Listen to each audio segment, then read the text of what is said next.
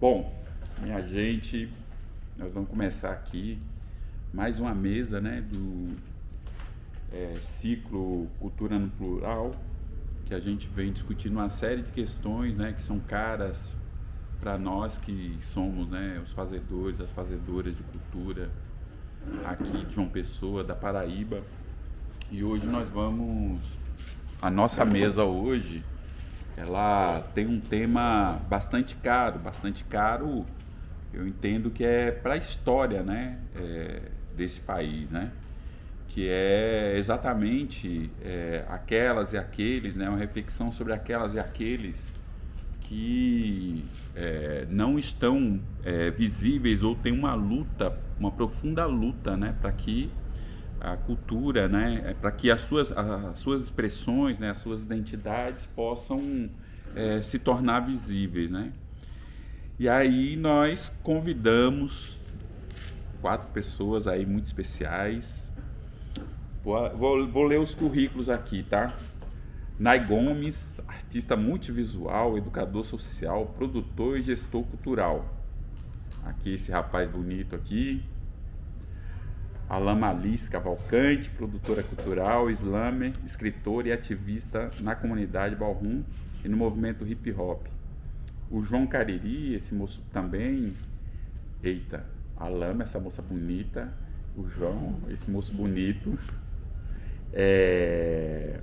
do povo Cariri, membro da Teia dos Povos e da Associação Aliança Multiétnica de Indígena no Contexto Urbano. E essa moça bonita também, a gente fala que os homens são bonitos, as moças também são, né? Fernanda Ferreira, atriz, professora, contadora de história, escrevivente, ativista antirracista e pesquisadora. Então nós, né, vamos iniciar essa prosa. Nós podemos iniciar com a Fernanda ou com o João, ou terminamos com a Fernanda ou com o João, né? Vocês que... Quer tirar a Paulinha? Não, vocês que sabem, eu acho que...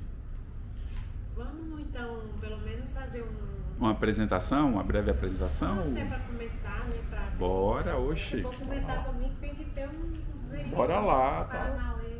Tamo aí. Então, porque quando eu...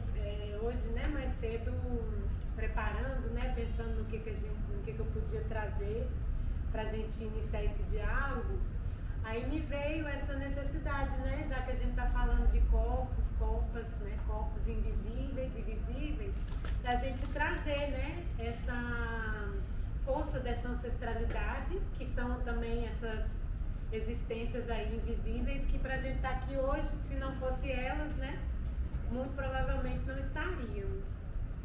Então, a proposta que eu ia fazer era da gente, antes mesmo de começar as falas, né, a gente fazer uma apresentação, todo mundo dizer o nome e trazer, né, na fala uma ancestralidade, né, uma força, um axé presente, para a gente juntar aqui, né, nessa roda. E aí a gente poderia começar batendo palma de mão, né? E aí a ideia seria falar o nome e dizer, né, de uma ancestralidade presente. Pode ser? Pode. Então vamos lá. Todo mundo conhece aquela música? Abre os caminhos, sentinela está na porta. Abre os caminhos pro mensageiro passar. Abre os caminhos, sentinela está na porta. Abre os caminhos, mensageiro passar. Abre os caminhos, sentinela está na porta. Abre os caminhos, mensageiro passar. Abre os caminhos, sentinela está na porta. Abre os caminhos, mensageiro passar. Continua a fala, bem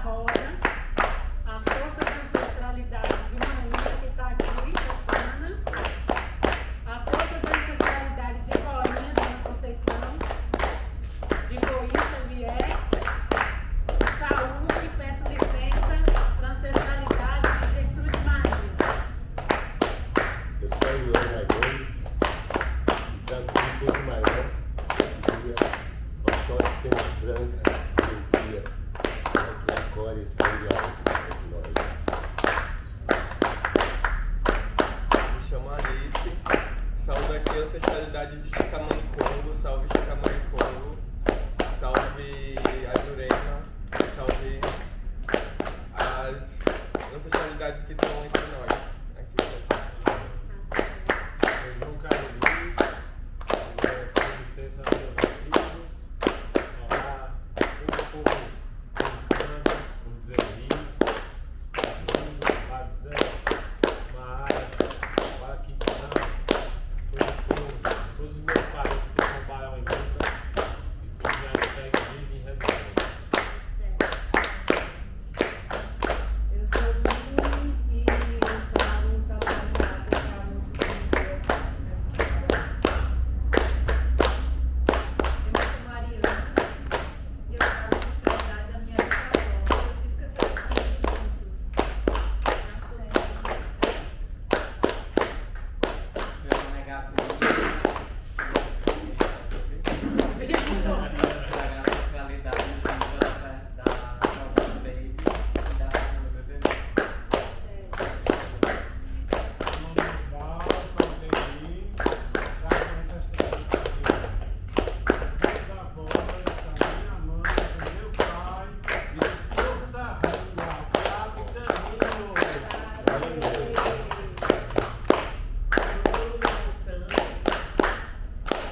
Eu peço licença para minha avó Maria Gabriela de Jesus. Peço licença para meu pai Xavier.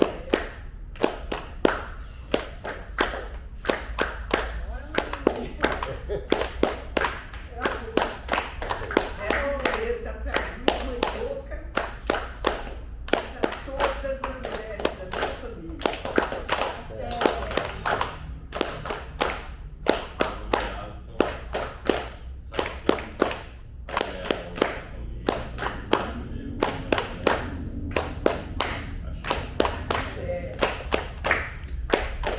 Meu nome é Giva, trago para essa roda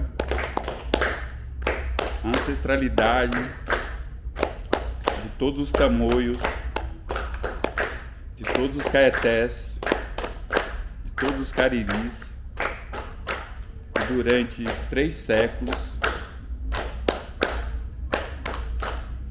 resistiram a esse processo de invasão nesse território. Trago também a ancestralidade da minha avó, Luísa, minha avó materna.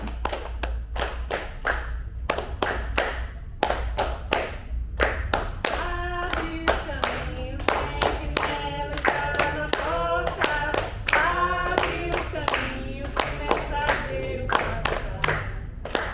Abre os caminhos, sentinela está na porta. Abre os caminhos, o mensageiro passa.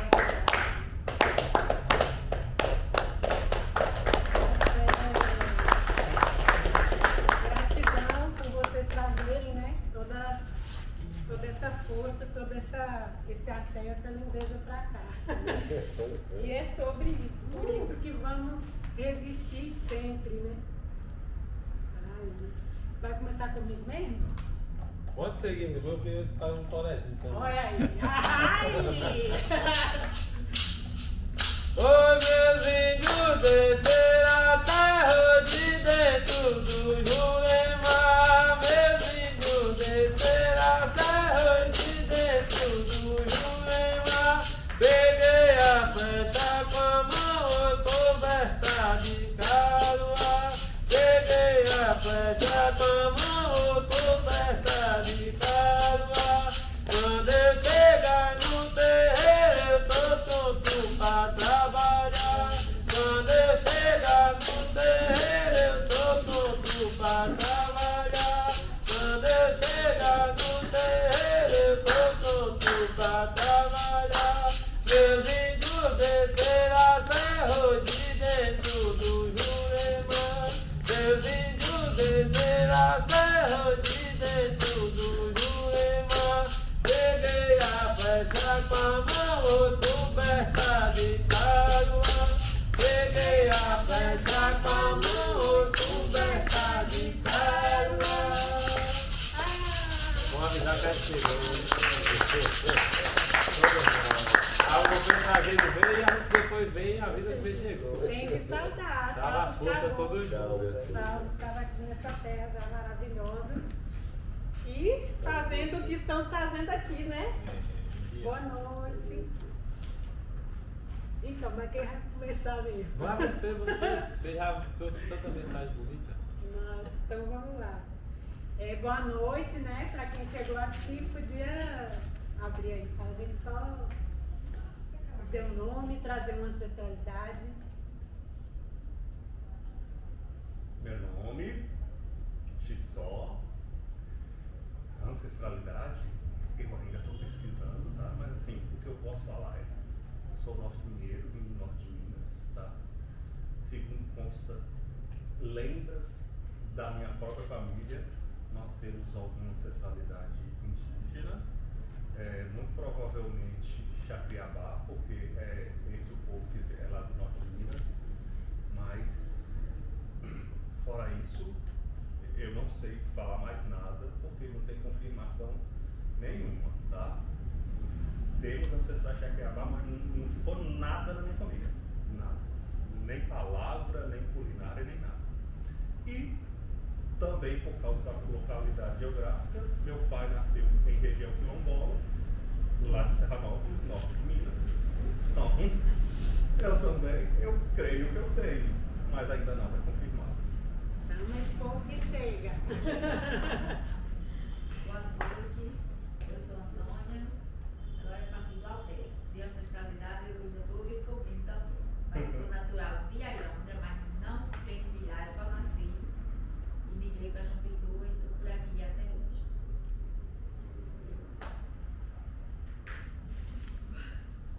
Boa noite, eu sou Tutu Carvalho, nascida e criada em Jaguaribe.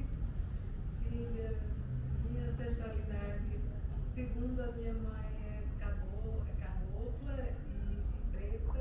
Né? Meu pai era preto, minha mãe era preta parda. E assim como a minha avó. Mas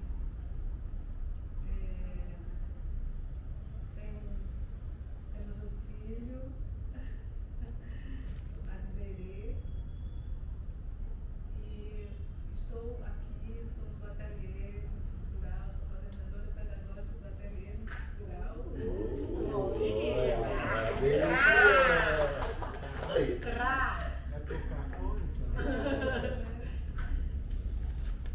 E estou aqui para ouvir essa roda, para ver o que a gente tem para ouvir, dizer e falar. Quer falar? Você falou chama que vem, aí me deu vontade de trazer mais duas mulheres. Aí eu queria saudar minhas tataravós, uma que foi sequestrada da aldeia e eu também não descobri ainda qual povo, e outra que era descendente de pessoas escravizadas. E aí eu também estou tentando descobrir. Isso aí, chama que Com certeza, elas estão todas aqui, né? Estamos aqui já. Então, gente, eu preparei uma fala, né? Por isso que eu pedi para a gente evocar essas memórias, né, de ancestralidade, porque a minha fala aqui hoje é um pouco desse movimento que eu estou fazendo também, né?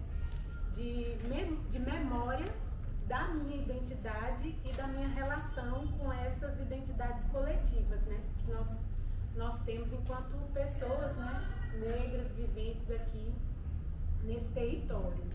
Então, é um exercício também que estou fazendo, né? De descobertas, redescobertas e também de recriações, né? Que é um princípio que eu acho que é muito libertador, né? De onde a gente entende que diante, né, dos apagamentos, né, que fomos, né, submetidos, não só os nossos ancestrais, mas nós aqui agora, né, sofremos com constantes apagamentos de nossas memórias, de nossas ancestralidades. A gente tem o poder de recriar essa ancestralidade, né? A gente pode, né, reivindicar, né, quando a gente diz, né, a gente chama, a gente tem esse direito de reivindicar essa ancestralidade. Então, a memória é uma criação, né? Então, a partir desse entendimento, né, ancestral, e que hoje aí, né, nas ciências aí, neurolinguísticas, etc., a gente, né, a ciência comprovando que nossos ancestrais já diziam, né? Então, a nossa memória ela é inventada, então a gente também pode recriar a partir disso. E é a partir dessa ideia de recriação, né, que eu venho construindo essa minha relação identitária enquanto mulher preta, né, afrodiaspórica, ou seja, afrocentrada, né, em diáspora, ou seja, uma mulher negra, né, que me autodeclaro enquanto pessoa, enquanto da cor preta, e que entendo, né, que reivindico como minha ancestralidade todos os povos, né, todos os povos, porque também essa diversidade em África e essa dificuldade, mas não impossibilidade, porque é possível também, né, fazer esse resgate enquanto etnia, enquanto povo em África, mas ainda também não tive essa oportunidade. Então eu reivindico essa memória desses povos, né, que foram sequestrados de África, trazidos para o Brasil para servir, né, como escravizados, e também reconheço, né, de que essas pessoas elas só puderam sobreviver porque estiveram de mãos dadas, porque se aquilombaram, né, nas aldeias, né, com os caboclos, com os indígenas, com os povos que já habitavam aqui. Então eu reverencio esses dois povos, essas duas culturas, porque eu sei que sem elas, né, eu não estaria, embora soubesse que sei também que tenho, né, outras matrizes, né, dos povos europeus na minha existência. E aí, a essa referência, eu peço licença para não reivindicar e não não fortalecer, mas não me alinhar no sentido de construir minha presença e o meu pensamento, né, abro mão do pensamento branco, eurocêntrico, porque entendo que não é um pensamento que, vamos dizer assim, traga boas construções para esse território e para essa pessoa, né, para esse momento que eu ocupo. Então, nesse sentido, eu, desde que eu me assumi, né, me vi como pessoa negra, que isso também tem todo esse processo de construção, eu procuro me referenciar, né, nessa posição de mulher em diáspora e aprender, né, com essas matrizes culturais, seja no campo da religiosidade, da espiritualidade, como as comunidades, né, religiosas de Umbanda, Candomblé, na Jurema, embora não seja iniciada em nenhuma delas. Busco também me alinhar, né, me identificar, transformar meu corpo e me deixar ser educada, né, corporalmente, intelectualmente, pelas manifestações culturais que extrapolam e que saem desse universo que eu acho que é essa tecnologia, né, que essa firmeza de existência que está ali dentro das religiões de matriz africana ou indígena, que é nas manifestações culturais, né, do nosso povo, do povo negro, né, povo negro, indígena, que forma aí esse caldo que a gente chama de cultura popular.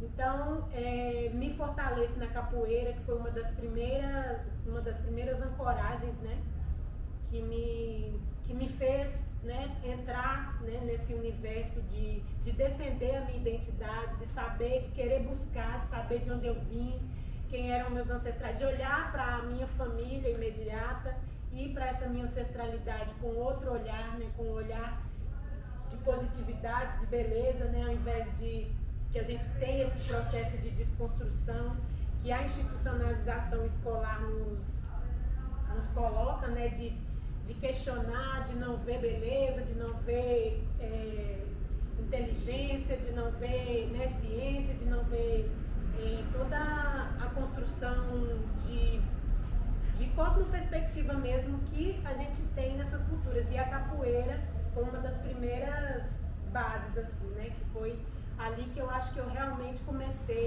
a aprender de fato, sabe? A aprender e a desenvolver meu intelecto, né? Me desenvolver como pessoa, como ser humano. E aí, da capoeira, né? Fui para as outras, né? Dança afro, foi através desse contato com a capoeira, com os grupos de cultura afro-mineira, que tive acesso às manifestações culturais aqui do Nordeste, coco, ciranda, né, boi, enfim. Então, nessa capilaridade, né, que a cultura traz para a gente, a cultura negra, né, a cultura de matriz africana, a cultura indígena, toda essa capilaridade, né, da gente se ver, né, enquanto ser criativo, enquanto ser pensante, que eu, quando vim para cá, há 20 anos, eu não sou daqui, sou mineira, há 20 anos eu moro aqui, e desde que cheguei, né, sempre buscando, né, conhecer, pisar o chão, né, circular no meio cultural. Foi quando eu conheci também Nai Gomes, a ateliê ali na ladeira da Borborema. E então, entendendo que esse lugar é um lugar de fortalecimento, é um lugar de vida, sempre pautei o meu fazer artístico, né, o meu fazer criativo, buscando me ver nesses espaços e a partir deles me transformar. Então, essa memória, essa busca de identidade, essa busca de fazer enquanto sujeito, né, criativo e não meramente de reprodução, minha linguagem é o teatro, então é ali na performance, na dança, nas artes cênicas, e a ausência, né, dessa prática, desse saber, né, do pensar a partir desse lugar, faz com que a gente, nesses espaços, muitas vezes se veja meramente como reprodutor. A gente reproduz, né, uma cena, um teatro, né, você fica falando, quando você vê, você está reproduzindo uma cena sobre os campos de centeio, né, de Shakespeare, ser ou não ser, essa é a questão, mas você nem para realmente para pensar o que aquele cara está dizendo, porque você está ali só reproduzindo, né? Então, é a partir dessas provocações e desses lugares, dessas memórias, que eu fui buscando construir, né, minha arte. Encontrei na contação de história uma forma de trazer, né, de firmar essa reivindicação, porque ali está a oralidade, e uma vez que eu comecei a ir atrás da oralidade, né, do meu povo, desses povos, né, que ocupavam esses territórios, esse fortalecimento foi ficando cada vez mais latente. Então, idealizei junto com outros companheiros aí da arte e educação um coletivo chamado Iracontos Contadores de Histórias, e a partir dali a gente começou a ver a importância e a necessidade, né, lógico que também ali sempre junto com o movimento negro, né, no aprendizado com intelectuais, né, negros e negras daqui de João Pessoa, né, também, que eu acho que é importante frisar isso.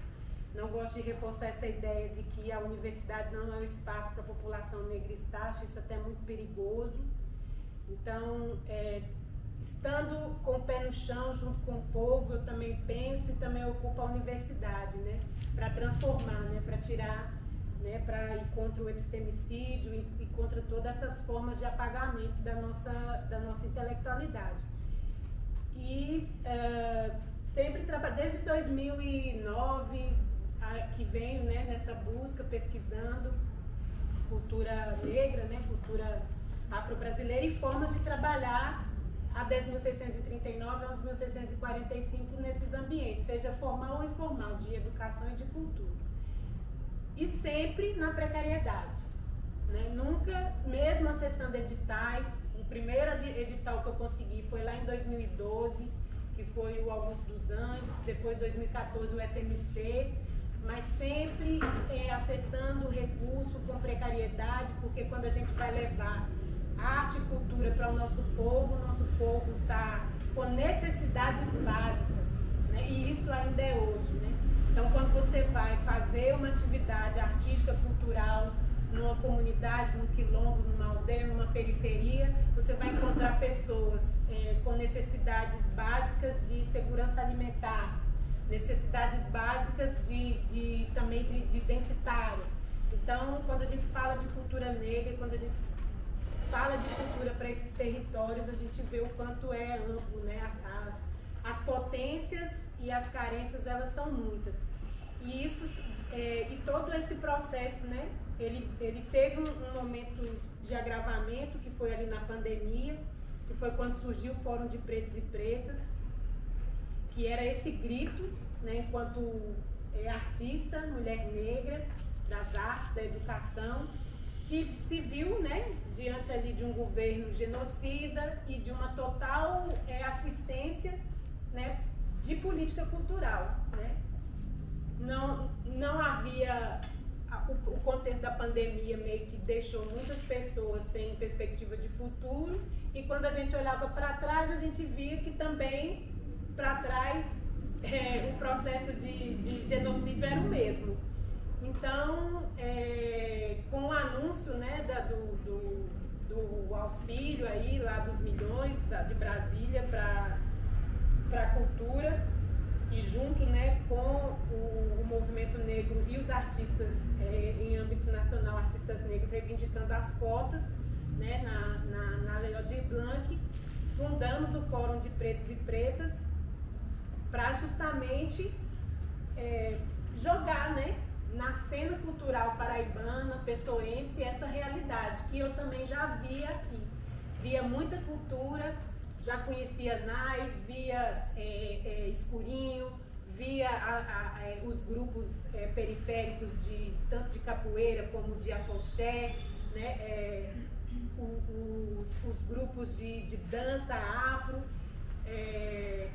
os grupos de percussão, todos sempre essa cultura sendo feita de forma precarizada. E quando fui para uma reunião com o movimento cultural, ninguém lá estava, né? Sempre pessoas ali que se dizendo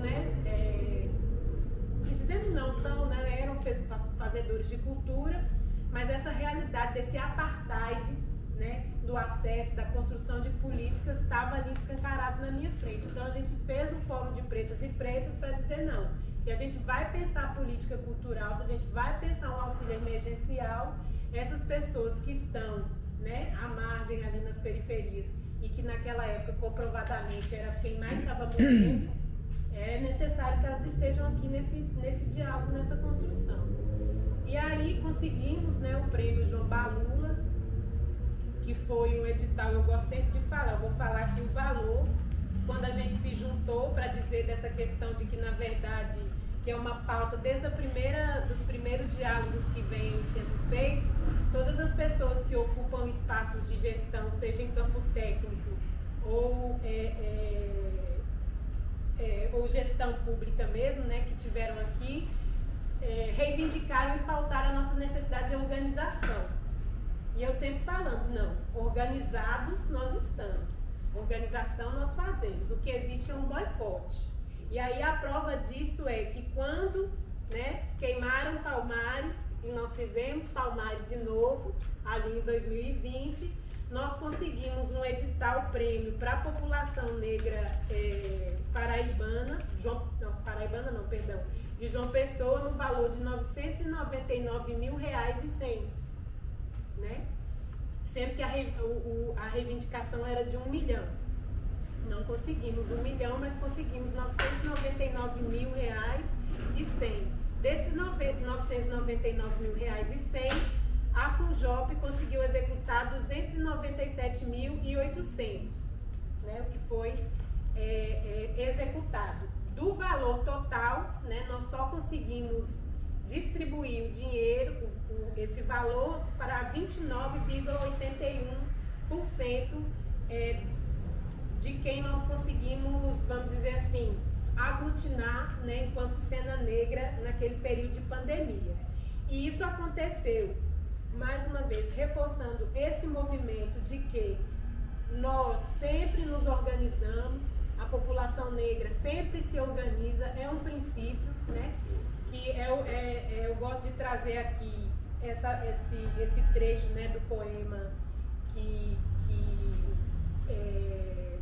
é de autoria de um poeta negro ali do MNU, do Oliveira Silveira, que ele fala, né, se Palmares não há mais, faremos Palmares de novo. E Nego Bispo, né, mais um tempo depois vai dizer, se queimaram Palmares, quando queimaram Palmares nasceu Canudos, de Canudos nasceu outro quilombo, e assim é. Então a gente tem essa capacidade de nos organizarmos, nos aquilombarmos. Agora, o que acontece é esse boicote, né, da branquitude, né, o pacto que Cida Bento fala do pacto, né, da branquitude, que sempre, né, nos coloca ali nessa condição de precarização e de boicote dessa forma nossa de organização. Esse edital prêmio foi construído de forma coletiva, dialogada, né, num contexto de pandemia, onde a única forma de reunião era ainda por meio das reuniões online. Foi feito, teve problemas? Teve, mas muito desses problemas também foi de resistência do Estado em utilizar a máquina para fazer o seu trabalho, né? Porque era sempre exigido da gente, enquanto movimento, que a gente que deveria mapear a população negra, que nós que deveríamos fazer a divulgação para as periferias, né? Ou seja, num contexto de pandemia, a gente que deveria ir atrás, né, da população nas periferias para divulgar o edital, sendo que quem tem a máquina na mão, né, no caso, eram as instituições. Então, assim, todo esse problema, né, do que ficou de resquício, né, esses 29,81%, que foi aí valor remanescente de R$ 701.300, né, serviu, né, de motim, ou seja, serviu de isca para essa fragmentação, porque aí foi jogado para o movimento cultural e para, né, a comunidade negra artística de João Pessoa, de que o problema era porque o Fórum de Pretos e Pretas quis, né, concentrar, ou quis de alguma forma atrapalhar o processo que já estava sendo feito pelas pessoas que entendem e que pensam de cultura. Então, é complicado, né, você fazer esse contraponto, você fazer essa desconstrução, né, dessa fala, porque a gente não tem, né, a máquina não tem como, muitas vezes, combater, né, esse tipo de fake news, de falácia, porque no momento da construção, a gente quis, enquanto Fórum de Pretos, reivindicar uma coisa básica, né, que ali no momento era entender que linguagens, né, pensar em fomentar a cultura negra a partir das linguagens, enquanto linguagens hegemônicas, né, música, dança, teatro, né, não chegaria, que a gente precisaria de saber como as pessoas negras estão fazendo cultura nos seus territórios, para aí fazer um edital e contemplar essas pessoas. Isso foi tido como um absurdo, né? Era uma fala dessas de que você não sabe fazer cultura, você não sabe fazer política cultural, assim não pode, assim não existe. E é através desses nãos, né, que a gente vem recebendo de 2020 até agora, que a gente se depara, né, com esse processo de apagamento, né, de invisibilidade, né, que é o que eu acho que é o mote dessa reunião aqui hoje, e é um mote muito feliz, porque traz pra gente pensar o que Quilomba fala, né, de quem é que pode falar realmente, né, quem é que tem o poder, né, quem é que pode falar na nossa sociedade e ser ouvido, né? Essa é a realidade. Nós, né, principalmente mulheres negras, quando falamos não somos ouvidas. A gente até pode falar, mas aquilo que a gente falar não vai ser ouvido, aquilo que a gente falar será tido como uma afronta e o que a gente usa dentro da pedagogia, né? Quando fala da pedagogia não crítica, a pedagogia do medo, ela se instala na sociedade, porque aí você a sua pessoa, né, o seu corpo, a seu profissional, a sua identidade, a sua pessoa é tida como exemplo, né? Assim como fazia lá no período escravista, que se colocava pessoas negras para passar todo tipo de servícia, né? E maus tratos nos pelourinhos. Hoje em dia se faz isso através dessa pedagogia do medo, que é retirar de você direitos, que é fazer com que perseguições, né, que você sofra, sirva de exemplo para a sua comunidade, para que nenhuma outra se levante. Mas a gente, tendo essa tecnologia da ancestralidade, como bem diz Nego Bispo, não há, né? Isso não é possível, porque se eles têm as armas, se eles têm as instituições, se eles têm o poder, nós temos nossa ancestralidade, e ela nunca deixa a gente tombar. Então, para encerrar aqui a minha fala, nesse resgate dessa memória e dessa tentativa de invisibilizar, né? Porque também entendendo que, na medida que nos impedem, né, ou que tentam nos dizer que nós não podemos falar, né, essa tecnologia, a ancestralidade, ela trata de fazer com que essa luta que foi tida como uma luta não legítima, ela se espalhe e ela chegue, né, em cada vez mais pessoas. Toda essa forma de correção, né, por meio da violência, ela nunca pode ser tida como uma forma que tem sucesso, né? Eu acho também que é importante dizer isso, porque essas reinvenções, essas formas de capilaridade, né, de resistência, elas são materiais, elas são reais. Porque se a gente entender, né, que essa invisibilidade, ela se dá de fato, né, a gente está negando a nossa própria existência aqui. Né? Porque nós estamos aqui, né, chamamos toda essa ancestralidade para cá, então a gente tem que entender que essa forma de dizer, né, que nós não temos poder é uma forma muito perigosa e nociva, porque enquanto povo, enquanto maioria, né, em 2022, a população negra, ou seja, pessoas pretas e pardas na Paraíba, contabilizavam 60% da população. Então não é justo, né, que os recursos, que o acesso aos recursos, a políticas, aos equipamentos não cheguem, né, de forma equânime ou minimamente justa, né, nas mãos dessas pessoas. Então a gente tem que continuar reivindicando e dizendo, né, para esses nossos políticos aí, de que estamos aqui, que resistimos, né, que não fomos queimados, que não fomos exterminados e que a gente não vai desistir, porque nós somos, né? Então, é um pouco isso na minha fala. E só para encerrar e dizer como que não se pode nunca derrubar uma luta que é legítima, uma luta que é verdadeira e uma luta que é com base na ancestralidade, que em 2023, quando, né, essas pessoas aí, gestoras, né, pseudo-intelectuais da política cultural no estado da Paraíba e no município diziam que o que a gente queria era impossível, ou seja, que cotas e ações afirmativas na política cultural não seria possível, em 2023, o senador Paulo Paim, junto com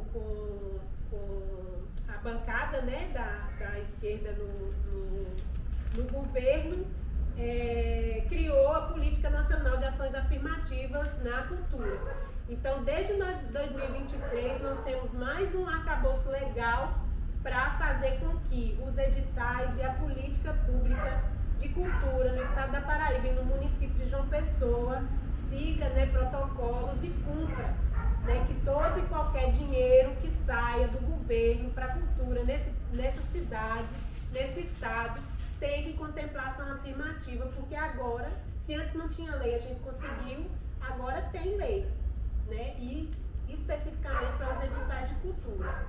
Então é sobre isso, né?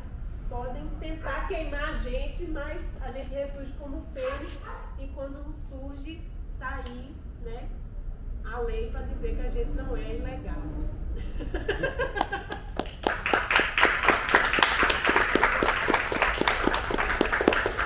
Bom, já que você estava querendo falar primeiro, você pode falar agora. Não, ele deixou. Mas pode fazer, o menino ou a menina. O menino e a menina. Eu sou João Cariri, como a minha alcunha diz, eu sou do povo Cariri. Sou de vários Cariri, na realidade, né? Sou Issu lá da Chapada do Araripe, onde nasci e criado. Sou da nação dos Icós também, graças a minha bisavó, Mainha. Sou da nação dos Ariús, lá do Rio Grande do Norte também e tal. Tudo isso a gente carrega dentro de si. Eu carrego dentro de mim, né? Quando a gente traz, quando me foi chamado para falar sobre essa invisibilidade, eu me acordou muito disso assim, né? Júlio hoje relembrou, né, do ancestral sul que foi raptado, né? E às vezes a gente fica nessa perspectiva de tipo, por exemplo, eu quando faço o levantamento da minha família, pelo menos quatro tataravós minhas foram sequestradas de aldeia, né? E provavelmente muitas nem fugiam de aldeia, porque a gente já estava refugiado, né? Já estava dentro das matas sem né, necessariamente o nosso espaço de aldeia fixo, porque já estava nos conflitos, né? Então, quando a gente coloca isso na balança, a gente percebe que a história nordestina, a história brasileira, na realidade, ela coloca uma grande violência como parideira, né, dessa nação, infelizmente, né, graças à violência que os europeus trouxeram para cá, nessa perspectiva de engolir o mundo que eles vêm trazendo. Quando a gente vai olhar a história nacional, a gente percebe que esse véu que é colocado para a gente, enquanto história, enquanto nossas histórias, ele serve como ferramenta para silenciar a nossa identidade, o nosso pertencer, a fim de tirar da gente o que é mais valoroso, né? Que é o direito ao território. Porque hoje em dia a gente vive marginalizado, mora nessas periferias, né? Assim e tal, mas a gente vive... os povos indígenas vivem uma diáspora dentro do próprio território, né? Porque a gente é daqui, nossas terras são aqui, mas a gente perde o direito ao acesso a elas e foi forçado, né? A estar morando precarizado, na maioria das vezes de aluguel, dentro de uma terra que é nossa, né? Eu particularmente não sou do povo daqui, do litoral, sou do sertão, mas estou no litoral porque não tive chance, nem tenho casa, nem tenho terra nos sertões. Minha mãe, meu pai vivem de aluguel desde que se entendem por gente. Nunca tiveram uma casa e ainda hoje não a têm. E a gente percebe que isso é um processo de criação, né? Eles criaram a sociedade desse modo para que a gente viva assim, viva perdido, né? Procurando muitas vezes quem sou, quem somos, né? E às vezes a história está tão perto da gente, só que a gente não sabe o que fazer com essa informação, né? Eu venho de um movimento, de um eixo, né, da luta indígena que a gente chama de retomada dentro do espaço urbano. E particularmente na minha família nunca foi um segredo ser indígena, né? Nasci com a pele mais clara puxando a minha mãe, mas tirando minha mãe, todos os meus outros ancestrais têm a pele escura. Então hoje em dia eu entendo que ter a pele clara também é uma marca da violência, né? O Giva, quando comecei a luta, ele chegou para mim e me disse: rapaz, você já parou para pensar que hoje em dia você só é um ser vivente de pele clara por causa do estupro, da violência? Porque se não tivesse o estupro, não tivesse a violência que eles trouxeram, eu, enquanto essa individualidade aqui, não existiria, mas a violência que aconteceu com nossos ancestrais não teriam acontecido, né? Então é um processo que eles tentam ainda fazer, que é esse processo de limpeza social, étnica, né? Que eles fazem, estupraram as mulheres indígenas, estupraram as mulheres pretas, e ainda estupro diariamente, a gente sabe qual é a realidade nacional, nessa perspectiva de que os filhos um dia talvez não pareçam tanto com os ancestrais que foram violentados e pareçam cada vez mais com aqueles que violentam. E isso acontece muito mais do que só nos tons de pele, né? Porque a branquitude está disposta como um modo de pensar mesmo, né? Então a gente inclusive vai ver vários parentes, outras pessoas também que não são, que não têm a pele esbranquiçada, né? Não tem a pele com os traços tradicionais, né? Que a gente vai dizer, mas que pensam igual o Colombo, né? Tem o sonho do Colombo, que é ter posses, violentar outras pessoas, e a gente percebe que a branquitude está aí disposta para a gente como algo muito mais intrínseco e mais dentro, enraizado na sociedade, do que só esse processo violento que eles fizeram de embranquecer nossas crianças, né? E quando a gente percebe isso, a gente vai começando a perceber essas várias coisas, né? Meu pai tem traços tradicionais bem acentuados, né? Cabelos lisos, escorridos, pele avermelhada, mas meu pai só conseguiu olhar para si quando eu comecei a retomar e disse: rapaz, esse negócio de descendente aí é bala, a gente é ele mesmo, acabou-se. Então meu pai se olha no espelho e faz: devo ser, né? Ele olha, se questiona. Então quer dizer, meu pai viveu quase 60 anos da vida dele se olhando no espelho e sem se ver, invisível à própria imagem, né? E é o que acontece dentro da sociedade atual. Então a gente tem a informação, né? Porque minha família nunca foi segredo, a gente ser filho dos índios, como se dizia, nunca foi segredo. Mas a gente não sabia que a gente tinha direito de reivindicar o nosso território, de reivindicar a nossa tradição. Se a gente não fala mais a língua hoje, é porque foi tirado da gente. Se a gente não tem mais a tradição, não tem mais o toré hoje na diária, é porque foi tirado da gente e foi colocado para a gente rótulos, né? Rótulos sociais, graças ao tratamento social distinto, por tons de peles e traços, que a gente sabe que isso é real, é a realidade. E é o que muitas vezes há uma cooptação, né, da juventude, né? Olha, se você agir assim ou parecer mais com isso ou aquilo, você vai ser melhor tratado ou menos violentado, mas que na realidade a gente sabe que, pra gente que vem da origem da gente, nunca vai, eles podem dar até certos acessos, mas você nunca vai ter os acessos deles, que se mantiveram puros entre eles, né? Como maneira de manter suas próprias linhagens. Então a gente vai ver isso no recorte econômico social do Brasil hoje em dia, né? Onde a gente vai ter esses dados que mostram que 10%, 8% da população brasileira contém mais dinheiro do que os outros 90 e tantos % juntos. E quem são essas famílias dessas pessoas que têm todo esse dinheiro? São aqueles que violentaram e violentam ainda a sociedade brasileira, e muitos deles tomam de conta da aparelhagem do Estado, né? Estão aí as famílias paraibanas. Eu sou de Pernambuco, né? Mas do mesmo jeito que existem as famílias paraibanas, que a gente até vive uma censura dentro desse espaço de evitar citar o nome dessas famílias por receio de represálias físicas. Ainda hoje, em 2025, a gente sabe que essas famílias detentoras do poder usam da violência física para silenciar a gente. E como disse Marighella, não estou afim de ser mártir, não quero ser mártir, né? Espero viver o suficiente para ver a luta do meu povo tá aí, mas que a gente sabe que essas famílias estão dispostas em cada estado brasileiro lá detendo o poder e garantindo essa invisibilidade. Quando a gente, enquanto nação Cariri, começa a luta aqui na Paraíba, a gente começa uma luta num estado que declarou que os cariris estavam extintos, assim como o Ceará, assim como o Pernambuco, assim como o Rio Grande do Norte, que os cariris foram extintos em quase declarados extintos em quase todos os estados do Nordeste. A gente pode até dizer todos, né, mas vai haver em Alagoas, em Sergipe, nos anos ali, pelos anos 80, 90, essa retomada dos cariris e dos cariris chocós, que hoje em dia são as duas maiores aldeias da nação Cariri, né? E a gente se levanta num estado que diz que a gente era inexistente, né? Já teria sido civilizados, já estaríamos dentro da sociedade, já não eram mais indígenas porque o rótulo deles não cabia.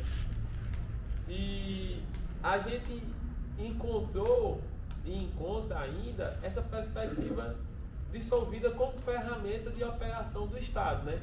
Porque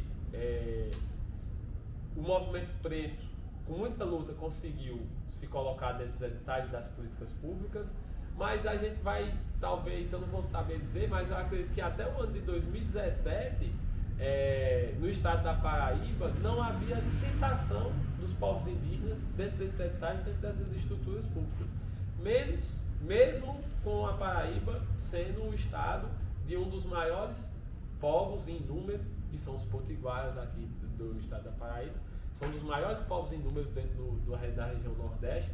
Mesmo assim, não havia cotas nem citação de editais, de concursos públicos, a cotas ou vagas destinadas a pessoas indígenas. Isso foi conquistado graças a esse levante, não só do meu povo, mas assim como a movimentação dos tabajaras e dos próprios potiguaras nessa perspectiva.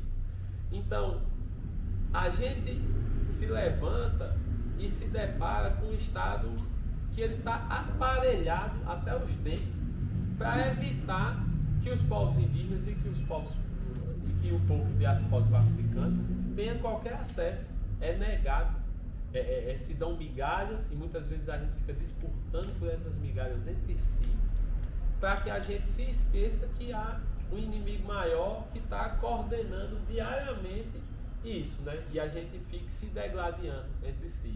Porque, por exemplo, mesma coisa que aconteceu no João Balula, essa questão de, olha, o tanto de dinheiro que foi e o pouquíssimo que foi aplicado, aconteceu na PENAB, aconteceu na Paulo Gustavo, onde inclusive o Estado incitou um conflito entre indígenas em contexto urbano e indígenas em contexto de aldeia, incitou um conflito, sendo que nem 40% do valor destinado para os povos originários foi aplicado realmente. E tiveram vários projetos indígenas de diferentes contextos que não foram aprovados. Ou seja, a própria banca deles disse que tendo dinheiro suficiente, porque, salvo engano, a quantidade de projetos enviados comparada à quantidade de dinheiro disposto era menor. Ou seja, dava para ter contemplado todos os projetos e sobrava dinheiro ainda.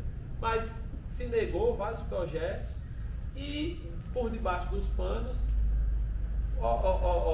gestores públicos inflamaram um conflito entre os povos indígenas que estão nas aldeias e os povos indígenas que estão no contexto urbano. Mais uma vez nessa disputa, né? Porque o levantar do indígena na cidade, do estado é perigoso, né? Porque diz, rapaz, a gente já está tentando manter uns aqui nesse chiqueiro, né? Porque se você pensar o tanto de gente que é por pouco de terra que eles dão, na realidade são currais, né? Por mais que a terra seja muito sagrada para nós e nós mantenhamos ela, a natureza viva lá em pé, a totalidade de terra que nós temos direito é toda.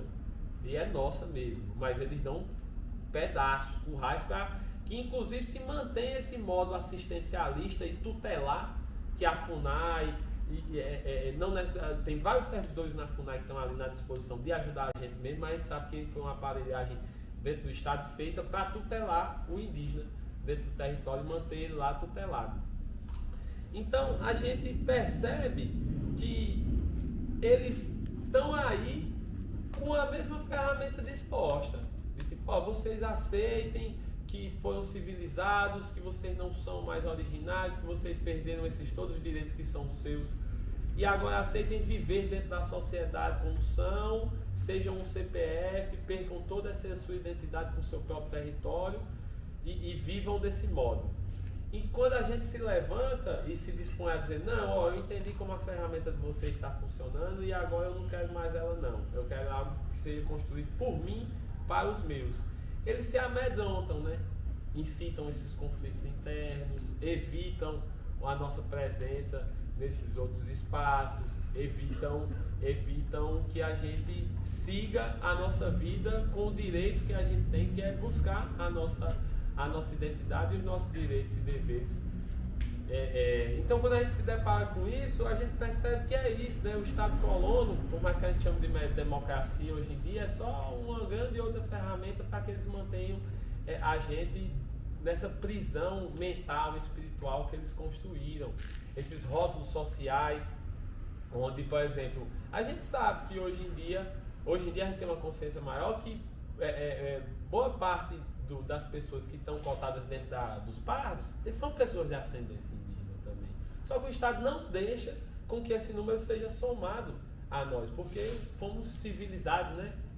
Estamos ali, não, o descendente indígena que não tenha contato com seus usos e tradições, ele não é considerado indígena, vira pardo e está dentro da massa social que é violentada do mesmo modo. Só que a gente sabe que na realidade as pessoas que estão na periferia, que são pardos de ascendência indígena, são violentados pela sua origem indígena e pelo seu tom de pele também. Então, a gente percebe, mais uma vez, que a gente está no mesmo lado de uma luta, que a gente tem um inimigo em comum, só que ele se mascara e mascara dentro dessa ferramenta do Estado, para que a gente gaste mais tempo degladiando-se entre si, do que realmente criando estruturas tal quais como Palmares, uma união dos povos, inclusive uma união do povo preto diaspórico, uma união do povo indígena e a união de vários brancos empobrecidos, então, que estavam ali dentro, se resistindo contra o colono, mas eles não querem deixar a gente saber disso, para que a gente continue dentro desse nicho. Então, quando a gente está aqui numa roda dessa, quando a gente se dispõe, mesmo depois de um dia cansativo de trabalho, a estar aqui debatendo, vir para um espaço de tanta força que é o Ateliê Multicultural aqui, para debater essas coisas, a gente se propõe a derrubar uma das milhares de caravelas que vieram para cá, né? São muitas, temos uma tarefa muito grande ainda, mas quando a gente tem consciência de si e se coloca para estar junto, para que a gente consiga articular pensamentos e ações, para que a gente consiga desestruturar essa ferramenta que eles colocam para a gente todo dia, para manter a gente nessa tutela, a gente percebe que a gente é forte. E a gente tem que manter essa força consciente para a gente, porque muitas vezes quantas companheiras, quantos companheiros já não largaram essa luta ou sucumbiram mesmo fisicamente a essa luta porque estavam esgotados de tentar manter isso. Rapaz, eu não vou atrás disso não, meu irmão, que eu já estou cansado, já está difícil só de manter o comer aqui dentro de casa, então deixa isso para lá. Então, se manter aqui em união e dizer aos nossos, tipo, olha, dá resultado estarmos juntos, é uma maneira de mostrar que a gente pode seguir se reforçando e levantando várias aldeias, vários quilombos, dentro e fora do espaço urbano, para que a gente se mantenha vivo e se mantenha atrás do que é nosso de direito. Porque muitas vezes se questiona se a gente não está pedindo demais. Rapaz, a gente não tem o mínimo, como é que a gente está pedindo demais? Às vezes a gente está pedindo para ter o mínimo: moradia, alimentação, saúde. Se o mundo do Caraí, do banco, é sobre dinheiro e a gente precisa de dinheiro para fazer essas coisas, então a gente quer dinheiro também. E não se tem o mínimo para ter, assim. Porque você falou, às vezes a gente pega esses editais e todo mundo coloca ali para receber o mínimo possível, para conseguir atender o máximo de pessoas possíveis, para às vezes levar ferramentas básicas para dentro das comunidades, que nem é prerrogativa das propostas da gente, mas a gente, sabendo das necessidades das comunidades, a gente se coloca para levar estruturas básicas que fiquem ali de ferramenta para o povo que está ali. Ou seja, a gente, enquanto povo que consegue acessar essas migalhas, ainda se propõe a pegar parte desse dinheiro e fazer assistência pública. A gente pega parte desse dinheiro para garantir, às vezes, que várias crianças consigam comer enquanto assistem uma atividade. Tem que comer para estar ali. Eu fui uma criança que foi para a escola comer também, estava ali. Porque não tinha. Como é que você estuda com fome? Como é que você aprende com fome? Não tem, e é isso que eles fazem para a gente, eles querem manter a gente dentro desse processo. Então, eu vejo que como a gente está aqui, esses diálogos eles servem para a gente se posicionar e fazer com que o Estado perceba que o perigo que a gente causa é latente, eles têm que ter medo da gente mesmo. Porque eu particularmente vou sucumbir sem ver várias coisas que eu gostaria que o meu povo realizasse. Eu tenho consciência plena disso, mas continuo a lutar, porque eu sei que lá na frente as crianças que virão depois de mim, assim como eu fui uma criança que vim depois de quem lutou bastante, eles vão ter mais da farinha, da luta, da cultura para se manter em pé e a gente consiga debater. E a gente consiga amedrontar o Estado, por exemplo, quando uma criança se levantar e dizer: ó, eu sou quilombola e indígena, e aí?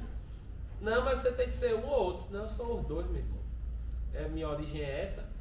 E aí? A gente tem que fazer o Estado temer a gente. E é o que a gente vem conseguindo fazer. É muito árduo.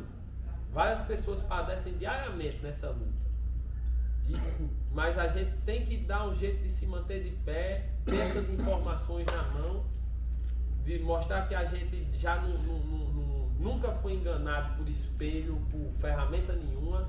A gente na realidade se dispôs a ajudar e tomou uma facada nas costas, mas que agora não necessariamente a mesma faca, mas agora eu tenho um punhal, que é a minha história, minha cultura e minha tradição, meus usos e costumes, como eles colocam, e eu tenho consciência total e tenho essa ferramenta na mão. E na outra eu tenho algo mais importante ainda, que são sementes, que a gente vai espalhar no chão e a gente vai formar cada vez mais uma juventude pronta para vir aqui e continuar essa luta que muitos vieram antes, para que a gente tivesse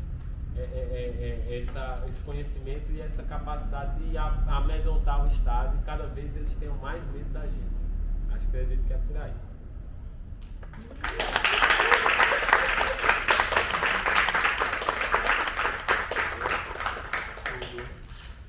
Gostaria de começar a minha fala com uma poesia, né, que eu sou slammer. Eu acho que nada mais digno do que nesse momento soltar um pouco a voz também para abrir os caminhos, assim, para mim.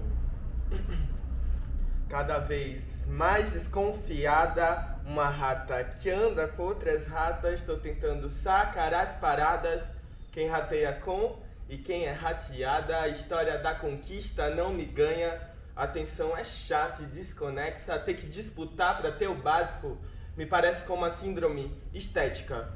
Estética de quem prende a atenção, subindo a escada e servindo o entretenimento, a bandeja de prata, mas tá meio vazia, né? O garçom com essa bola vermelha me entedia, careço de mais uma atração. Acabou a droga e a fofoca, o que me mantém nesse anfiteatro cheio de gente choque, gente morta. Às vezes parece que a coletividade vira uma bagunça. Para alguns artistas ser um filho da puta, servindo um exército de seguidores alienados que hackeiam por uma cena onde só são hackeados. E esse quadrado estreito, onde só uma face é exposta, me parece uma armadilha muito mais que uma proposta. E a mudança de vida vem com a continuidade do CD. Mas se esse coletivo já foi hackeado pelo CIS, o que vamos fazer? Onde cabe para nós viver? Depois que já tentamos tanto, e se a vida foi isso até o fim, continuar tentando pra continuar tentando, é que o bagulho é louco e tudo se embaraça e eles se entretêm com a nossa desgraça. É que no trauma nós não confia nem em reflexo de água parada. E é turbulento o deságue e é solidão ser tanta água em meio a tanto barro seco. É que na maré não dá lama molhada. É que o mangue não é só escuro. É que a mão em fio no desconhecido. Não tô aceitando mais afetos mínimos, muito menos palavras, refém do desmantelo. Eu sou travesti, não sou projeto tech. Não tô pra experimento, sou tudo isso mesmo. Dona de um império que foi invisível só porque vocês não tiravam suas viseiras cis. Tô reconstruindo minha dor em mármore. E as próximas imagens divinas serão travestis.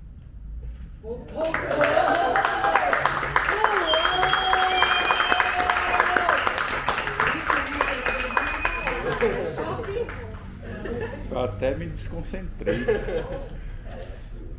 É isso, né? Acho que eu me perdi um pouquinho em alguns versos e fui ressignificando também, mas passei a mensagem.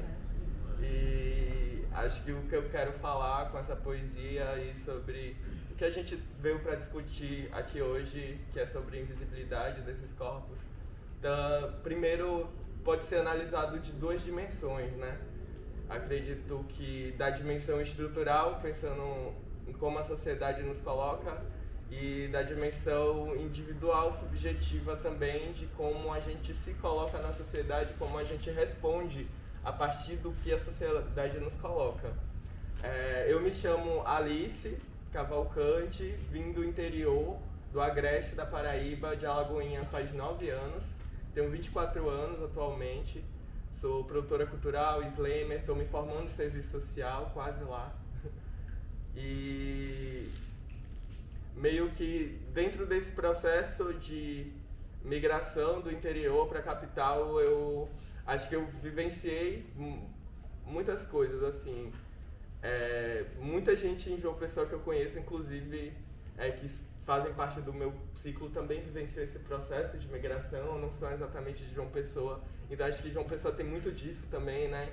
De carregar diversas pessoas, de diversas culturalidades, sejam do interior mesmo da Paraíba, seja de outros lugares.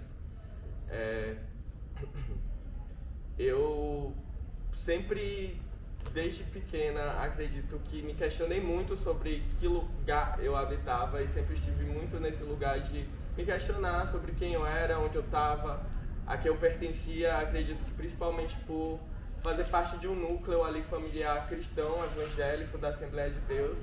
Eu, nasci num berço de uma família evangelizada, mas com o tempo também, com esse processo de migração, com minhas pesquisas individuais, fui reconhecendo que minha família não partia desse lugar, apesar de ser uma família, enfim, que é atravessada por esses processos, né, por essa violência.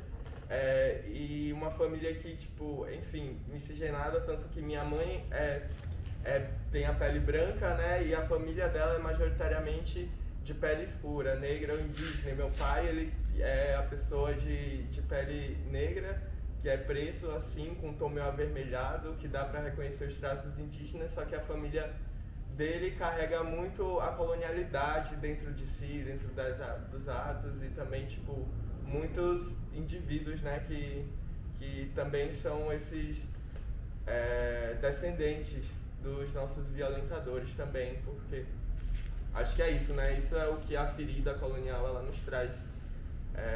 E acho que nesse ponto que a ancestralidade também, ela é carregada de dor e de cura, né, e nesse processo de me perceber e tentar me questionar, por um tempo me coloquei dentro do movimento negro mesmo, desse movimento que foi muito importante, muito chique para o meu processo de construção mesmo, de autoestima, de identidade, desse plano do subjetivo, de me entender, de entender meus traços, de não querer mais raspar ou alisar o meu cabelo, e de me perceber dentro da sociedade enquanto uma pessoa não branca que estava sofrendo racismo dentro da minha própria família, porque sempre era colocada diante das relações num lugar de subserviência, de estar sempre tendo que estar disponível para conseguir ter o mínimo de afeto ali disposto para mim, né?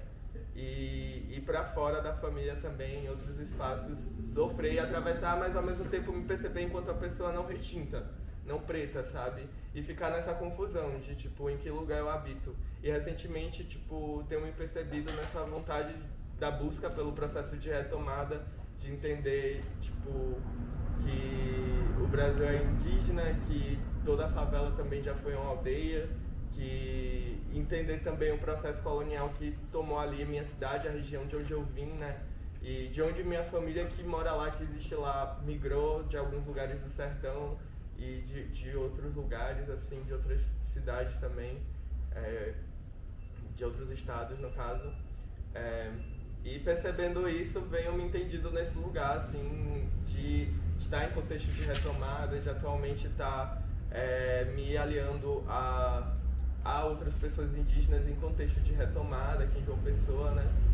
Mas que foi um processo longo, demorado e difícil. Principalmente, acredito que pela transfobia mesmo, além desse processo de descoberta, acho que me encontrei em muitos outros, no meu processo de crescimento, amadurecimento.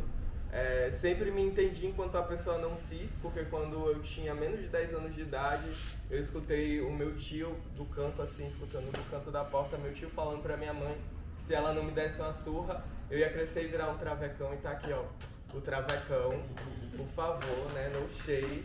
E acho que existir pra mim hoje é sobre entender os lugares, tipo, que me foram impostos, entender, inclusive meu nome artístico é Lama por causa disso, porque surge de um processo de ressignificação do que se mostrou primeiramente vulgar pra mim e que depois eu fui entendendo como visceral mesmo, como parte de mim, que era eu mesmo, e se eu me apropriar desse lugar, como que eles vão conseguir me atingir depois que eu me aproprio dele, né?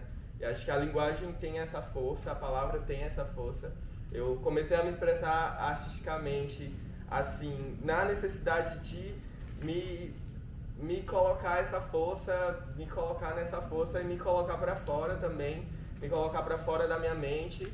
Acho que a colonialidade, ela tem esse poder sobre nossos corpos de nos colocar para dentro de si mesmo, de nos colocar no lugar do invisível mesmo e de construir esse senso nas comunidades socialmente marginalizadas de impotência mesmo, de incapacidade, mas que a arte que a gente consegue produzir transhistoricamente, que a gente recupera assim dentro de nossas comunidades, mesmo sendo abafadas pela urbanidade, pelo processo de colonização, elas sempre voltam para nós, para os nossos que estão perdidos por aí, né, por essa selva de pedra. E é isso, o slam, ele chegou pra mim nesse lugar, tipo, muito no meu processo de percepção de que minha poesia, ela não era uma poesia linear também, não era uma poesia que era carregada de uma escrita acadêmica, acredito. Eu já escrevia poesia, acho que desde muito tempo, 2017, 2016, eu sou, assim, de 2000, né, tenho 24 anos, sou novinha ainda, inclusive uma honra estar aqui com vocês, outras pessoas que são referências aqui em João Pessoa e estão produzindo arte, e poder estar aqui também representando esses movimentos dessas ressignificações culturais transhistóricas que atravessam a urbanidade, esse silenciamento, esse apagamento. Porque, por exemplo, quando eu penso que eu nasci num lar cristão, mas que eu sei que minha família carrega, tipo, uma culturalidade dentro da culinária, dentro dos rituais, que são feitos assim nos processos, enfim, né, de comemoração, como São João, como outros processos assim, tipo, minha avó sempre juntava todo mundo para fazer comida de milho lá na casa dela, e isso era o processo de entender ali que a gente estava rompendo aquela lógica nuclear de cada filho na sua casa e estava de novo retomando um lugar de aldeia, sabe, tipo, e de acertamento dentro da comunidade. E é muito maluco pensar isso assim, porque minha mãe vivenciou o contexto não urbano, né? Minha avó e meu avô tinham plantação de mandioca dentro de um pedaço de terreno que eles conseguiram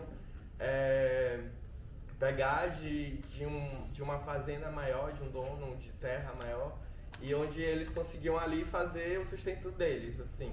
E minha família vem disso, né, do mercado da mandioca, da farinha de mandioca, e carrega todos esses signos, essas significâncias que tipo, vem de algum lugar, sabe? Só que existe o não falado, esse lugar do invisível, do que não é comunicado. Das entrelinhas, as minhas tias sempre falavam de quando minha avó benzia alguém, mesmo ela sendo católica ainda, e tipo, do quanto ela usava ainda das práticas, inclusive ancestrais, espirituais ali, no escondido, quando alguém tinha alguma enfermidade na cidade, e essa pessoa era até crente também, mas ia lá e era benzida, e tipo, enfim, né, perceber isso é perceber também o quanto a gente resiste dentro desses apagamentos, desses silenciamentos, apesar de tudo, né. Mas falando de novo do meu processo de introdução à comunidade cultural aqui em João Pessoa, dentro dessa urbanidade, eu comecei a recitar slam no período da pandemia já, acredito que quando surgiu o slam viral, que foi quando eu realmente comecei a competir nas batalhas, me apresentar enquanto poetisa marginal, apesar de já ter escrito poesia muito antes, ter me percebido muito antes, ter percebido esses movimentos culturais muito antes também, porque, enfim, nesse processo mesmo de colocar o corpo para o mundo, acredito que existem alguns delays que a colonialidade empaca a gente, né? Como eu falei na poesia, meu medo foi colonizado, colocaram nele a culpa, a vergonha ou o apego, e eu acho que o medo é uma ferramenta que é do nosso corpo, assim, do cuidado, de se atentar a situações perigosas, mas a colônia, ela transmuta ele para um lugar do silenciamento, de nos deixar dócil, de fazer com que esse medo se torne culpa, que esse medo se torne vergonha, que esse medo se torne um apego, o medo de perder algo. E acredito que isso atravessa todos nós, né? Na nossa construção de autoestima, pensando nessa sociedade colonizada.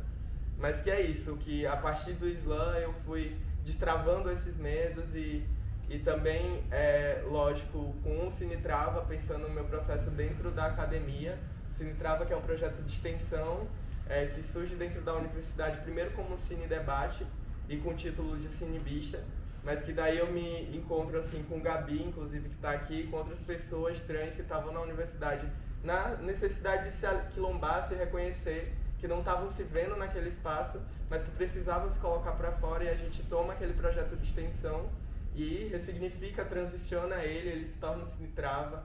A gente também ressignifica a forma de produzir arte nele, deixa de ser só sobre Cine Debate, né? E a gente começa a trazer outros tipos de expressão que estão sendo produzidos por corpos racializados, negros, indígenas, periféricos, LGBTQIA+, fora da universidade. E a Cine Trava também começa a ter esse processo de se tornar um projeto de extensão que não é levar a universidade para fora dela, para a sociedade, mas levar a pesquisa feita, o conhecimento construído e a arte e os processos culturais construídos de fora da universidade para dentro dela, e apresenta à universidade outras formas de fazer mesmo, outras formas de compartilhar conhecimento, de fazer arte e cultura. E aí com isso, tipo, eu conecto essas ideias do que é o slam e consequentemente do que é o hip hop para mim, porque apesar de muitas vezes o slam e o hip hop serem apresentados de forma separada, para mim o slam continua sendo o hip hop. Se a gente pensa o que o hip hop representa dentro da urbanidade, e a partir disso também, durante esse processo de pandemia, durante esse processo que eu estava recitando no slam e que estava produzindo ainda o projeto de extensão, né, tentando criar formas de fazer arte num meio virtual, tentando entender como ressignificar esses espaços e cada vez mais sendo abafadas e jogadas nessa margem, não só mais territorial agora, mas uma margem tipo de individualização extrema mesmo, que foi o que a pandemia nos jogou, né, e o que ela causou. Eu acredito que a cena cultural, os movimentos culturais se apagaram muito no período de pandemia aqui em João Pessoa, tanto que o centro histórico volta depois e a gente percebe o esvaziamento, o quanto de casa cultural que tinha nesse centro histórico antes da pandemia, mas que também é um processo que antecede a pandemia, né? A pandemia só coalizou mesmo. E aí é isso. Aí, tipo, dentro da Cine Trava, e junto com essas pessoas que eu tava aquilombando, e junto com outros movimentos que tipo, LGBTQIA+, inclusive, a gente, tipo, reconhece e dialoga com um movimento construído nessa urbanidade que vem de fora, assim como o hip hop, que é a Balboom, né? Se conhece e conecta uma arte que estava sendo produzida já aqui por outros artistas LGBTQIA+, e por outras pessoas, como cito de novo, a Gabi, a Ira, a Fio e outras pessoas LGBTQIA+, que já conduziam uma construção estética mesmo do que é essa arte LGBT que é feita na cidade, o que é essa arte trans, essa arte subversiva mesmo. A Dorothy, principalmente, que vem lá de Campina e que já vem com um coletivo que é a Casa da Baixa Costura, que antes de ser Ballroom foi um coletivo de moda também e de produção cultural independente, e que começa a trazer a Ballroom. E o que é Ballroom? Acho que quem sabe o que é Ballroom, algumas pessoas acreditam que saibam, mas normalmente nem todo mundo sabe, né, nas rodas que eu chego. E a Ballroom é um movimento que surge na Norte América, dentro das periferias norte-americanas, criada por pessoas LGBTQIA+, principalmente pessoas trans e travestis pretas, racializadas, latinas, que estão ali numa extrema marginalização social e que precisam, a partir dos seus aquilombamentos, formas de aquilombar dentro dos bueiros, em meio à rua, em meio àquela marginalização estética, inclusive, e depois vem a crescente do vírus da AIDS, do HIV, né, nesse período da década de 30 à década de 60, que é onde mais ou menos eu reconheço historicamente, assim, a partir das minhas pesquisas, que a Ballroom se firma enquanto movimento, mas que surge enquanto movimento construído por pessoas LGBTQIA+, marginalizadas dentro da sociedade, assim como o hip hop, que precisam se articular de alguma forma para continuar sobrevivendo, resistindo e se expressando, né? E aí eu vejo muito do que é ancestral também dentro da Ballroom, quando a gente percebe as rodas, quando a gente percebe os movimentos que são construídos, quando a gente percebe a significação também do afeto que é construído entre as pessoas que estão conduzindo o movimento. Na Ballroom existe as casas, que são os lugares onde os grupos são acolhidos, as pessoas se acolhem. Dentro das casas e dentro de cada casa existe uma forma de produzir aquele movimento diferente também. Na Ballroom existe a categoria de dança, que é a Vogue, que todo mundo conhece. Eu acho que principalmente todo mundo conhece a Ballroom pelo Vogue, ou pelo menos conhece o Vogue, que é realmente um estilo de dança mundializado, mas que não só é isso que faz a Ballroom, né? E aí, tipo, existem as categorias estéticas, existe o momento da Ball, onde tem todas as categorias, onde existem as disputas, que acho que acontecem meio que similar ao que é as disputas das batalhas, que acontecem nas praças, mas que com certeza com outra estrutura completamente diferente, porque é construído por outras pessoas em outro espaço, em outros movimentos, e que, assim, esse movimento se produz mesmo, assim, como uma forma de ressignificação do meio do silenciamento urbano, da selva de pedra, entre corpos que são socialmente marginalizados e que se movimentam para sair dessa marginalização a partir do lugar do aquilombamento, do afeto, né? E acho que é aí também que o movimento da Ballroom e o hip hop se encontram, né? Nesse contexto de marginalização causada pela urbanidade, pela construção dessa colonização mesma, desse sentido de progresso, dessas cidades, desses prédios que são construídos cada vez mais altos e que nos distanciam cada vez mais da terra.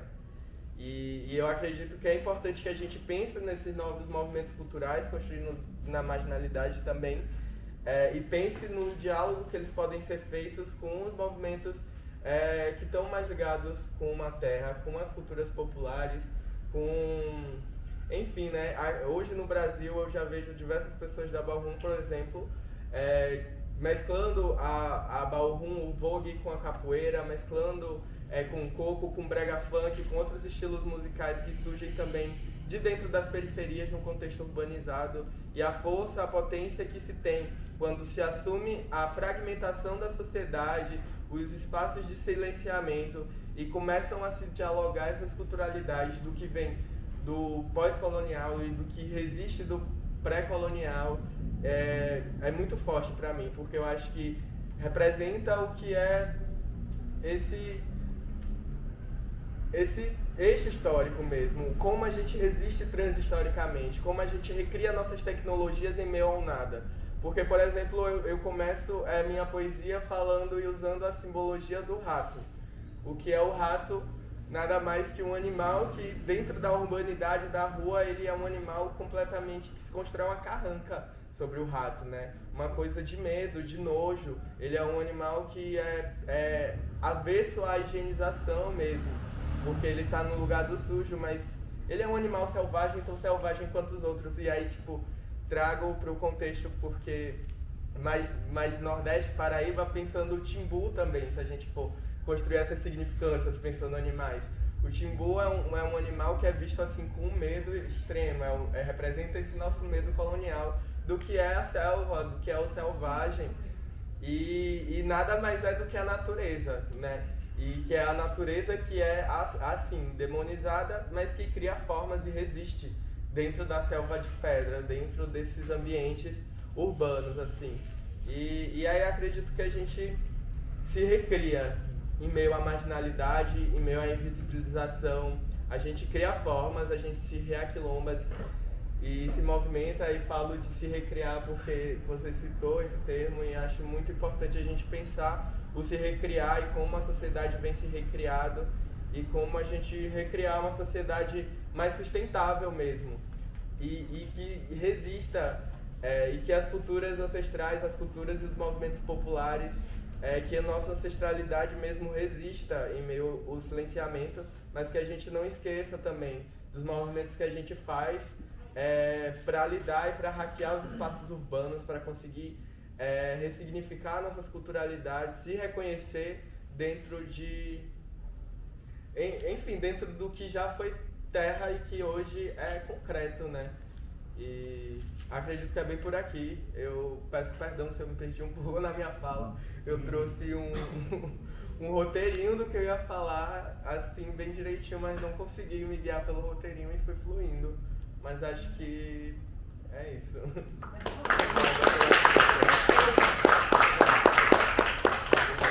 Mestre Nai. Boa noite. Boa noite a todas e a todos. Vou aproveitar mais um espaço de fala, que é fundamental. Eu fiquei ouvindo cada um dos meus parentes aqui, postos nesse trono. E eu vi uma coisa assim que é muito necessária a gente voltar. Eu digo, quando se fala de retomada aos laços afetivos, para que sejam efetivos. A gente precisa olhar o outro de uma outra forma, mais igualitária, sabe? A partir das suas próprias necessidades. Buscar ideias, sugestões, sabe? A gente está precisando dar as mãos.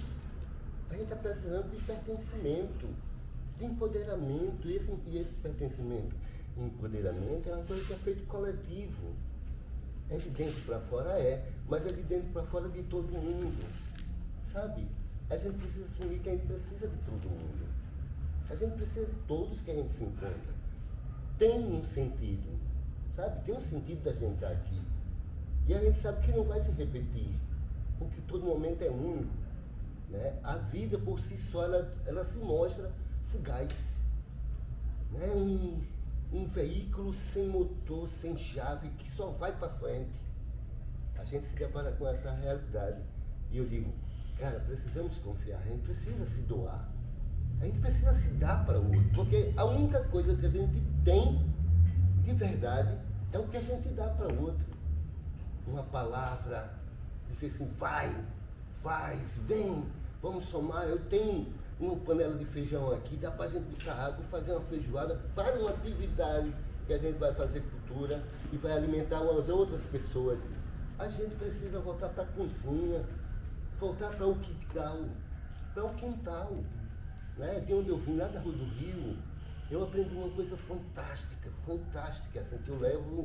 Eu digo que o meu terreiro é o mundo. Hoje em dia eu digo isso, que o meu terreiro, o meu quintal é o mundo. Porque foi no quintal em que eu descobri toda a potencialidade do que é a infância, do que é o coletivo. Minha mãe com 6 filhos, sabe? Desquitado. Então, a pessoa não ingrata, isso há 60 anos atrás, olha, preta, gostosona, né? Que lutou querendo provar. Se eu vou provar que com macho ou sem macho, como ela diz até hoje, eu venço. É dessa escola que eu vim. Mas sabe por que ela dizia isso? Eu vim entender, porque ela tinha amizade com as vizinhas. Enquanto ela estava trabalhando, estava ali seu Adalto, seu Clóvis. Opa, tô lhe vendo, cabrito. Nós éramos cuidados, era tempo de acolhimento. A violência não era naturalizada. Hoje nossos corpos são atravessados assim, todo o tempo todo. E que se a gente não se blindar, sabe, acreditando em quem somos, porque eu sou porque você é, sabe? É esse entendimento que a gente tem que ter.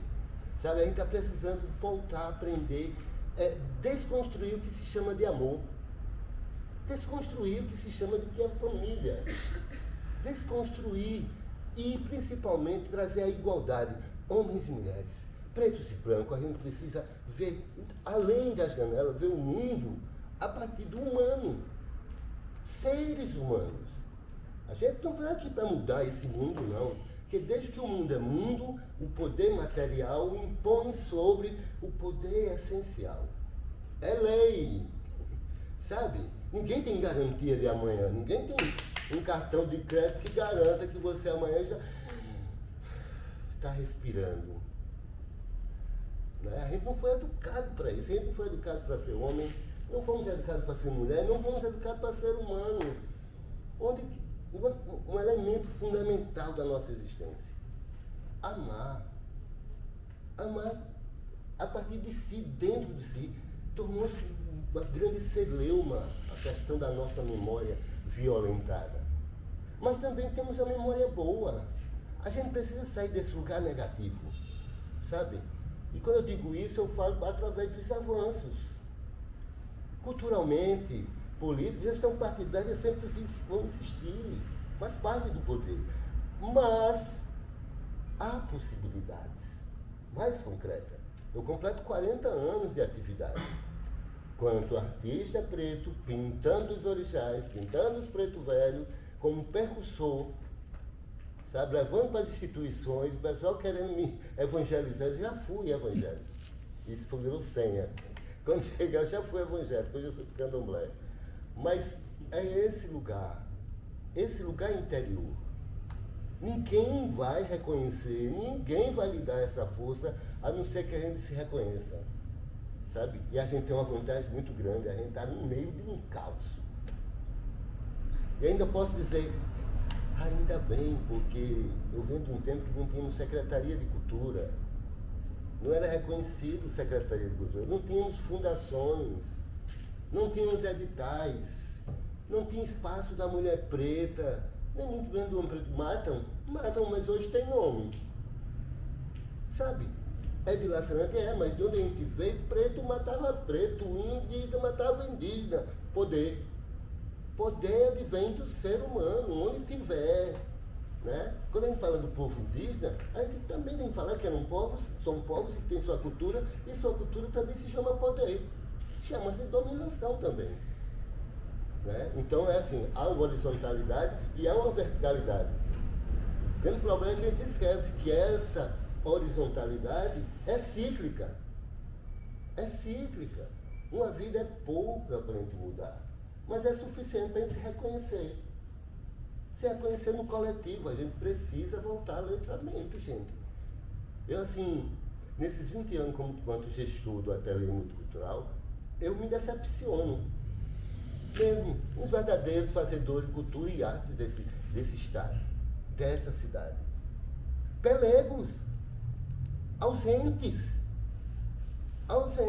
egóicos, sim, egóicos, saca? Guetos.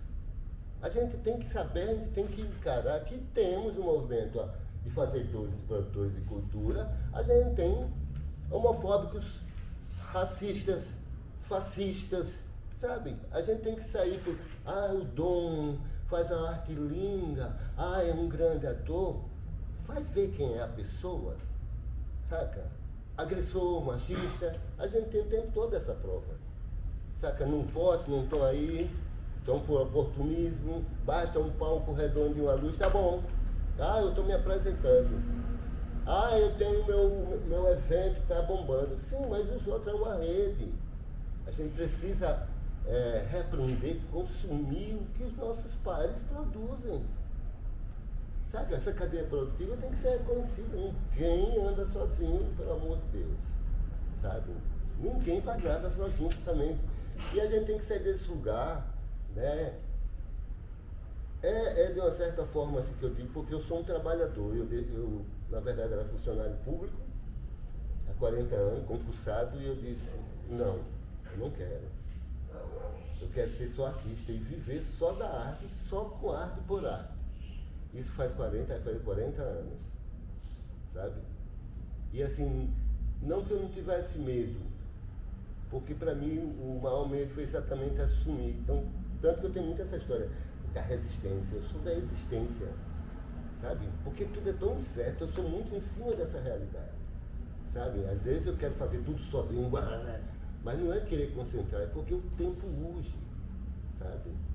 E a gente que é produtores de cultura e arte, somos educadores, mas somos acima de tudo trabalhadores.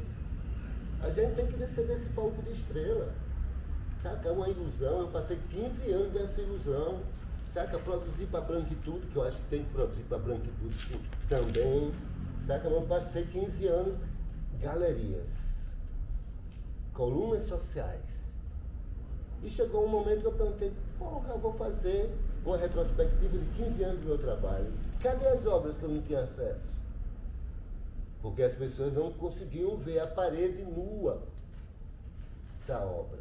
E quantas pessoas pegaram, saca, filhos massa e foram e nem olharam para um pai, né? Porque era a época que não tinha celular, e dizia, é você que é o artista? Eu tinha uma imagem que era um calecão, que era uma pessoa autona, não sei o que, aí viu o cafuçu baixinho ali, e dizia, eu não acredito que é você que faz isso. Mas eu me deparava com isso continuamente. Hoje, né, eu digo que é um adianto muito grande esse espaço aqui, esse quilombo urbano. Para mim é a maior obra de arte, sabe? Essa questão de questionar com os 15 anos, que eu não queria mais servir as galerias, porque fazer a obra já era um sucesso. Porque aí veio meu filho, né, nos anos 90 veio meu filho. Maior obra de arte, é o que você pare. Eram filhos que eu entregava para qualquer um que pagasse. E eu entrei em deprê. Né? Enquanto estava entrando grana, tudo bem. São Paulo, João Pessoa, São Paulo, enrolando grana, eu ia me enganando. No momento eu me deparei, pô, que merda eu estou fazendo. Né? E foi através da espiritualidade da Beira-Mar, falando com Iemanjá, que ela disse assim, olha em sua volta, isso olha a periférica, não é para você ver o outro, não é para ver assim mesmo. E eu passei a mão assim, quando eu passei a mão, eu peguei uma tampinha de bronzeador vermelha na beira-mar, depois vi uma tampinha azul, aí vi canudo e saí juntando aquilo ali, acompanhada da minha cadela morena, não sabia o que fazer. Mas quando eu cheguei no ateliê, eu construí uma mandala com reciclos. E foi quando criado o projeto Reciclos, um caminho de transformação. Então, a partir daquela transformação ali, eu vi que eu me reconheci um educador, oficinas, e aí mudou o contexto. Eu senti necessidade, quem é esse cara que vai parir? Que tem tantas coisas em sua volta cobrando quanto o homem, né? Que a gente não foi educado, não foi educado por uma mulher que não conhecia o homem.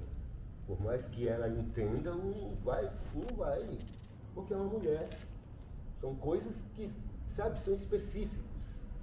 Né? E eu fui educado por uma mulher. A ser um grande homem, porque ela sempre disse, seja um grande homem. Nunca precisa baixar a cabeça, e quando baixar vai ser para reverenciar, para pedir a bênção.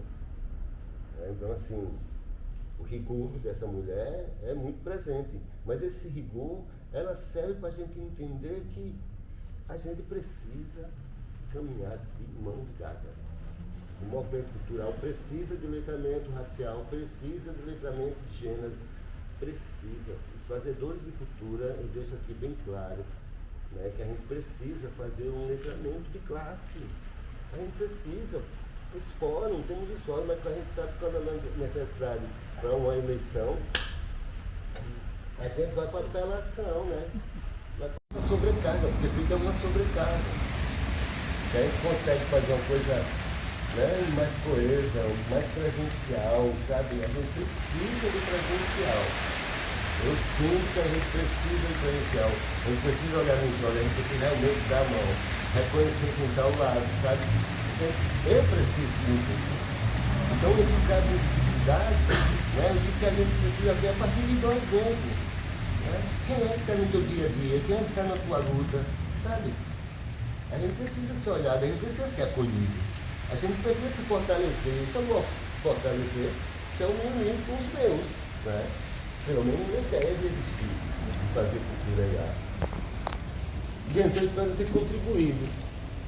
Né? A minha prática de